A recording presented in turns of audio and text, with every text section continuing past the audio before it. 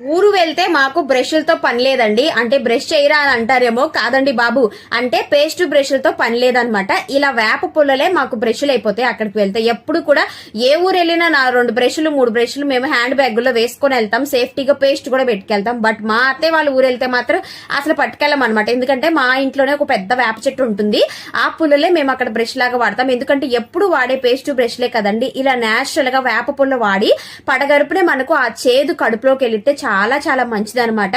So నాకు first నేను అసలు చేసుకోలేకపోయేదాన్ని. బట్ మెల్లిమెల్లిగా నేను కూడా అలవాటు చేసేసుకున్నాను. ఇప్పుడు ఎప్పుడు వెళ్ళినా పుల్లకోయని మా హస్బెండ్ కే చెప్తానమాట. మీరు ఎంత మందికి ఇలా వేప పుల్లలతో బ్రష్ చేసుకునే అలవాటు ఉందో చెప్పండి. అట్లీస్ట్ ఒక 10 days కి ఒకసారి దీంతో చేసుకొని ఆ తర్వాత కావాలంటే మీరు పేస్ట్ బ్రష్ తో అయినా చేసుకోవచ్చు. అంటే చేసిన ఫీలింగ్ ఉండాలి అనుకుంటే. బట్ ఇలా వేప పుల్లతో తోముకోవడం అనేది చిగుర్లకి, మన టీత్ కి, పుచ్చిపొల్లు ఏమున్న వాటికి అన్నిటికి, కడుపు అదే నోట్లో ఏమైనా బ్యాక్టీరియా ఉన్న పోవడానికి కూడా చాలా బాగా యూజ్ అవుతాయి.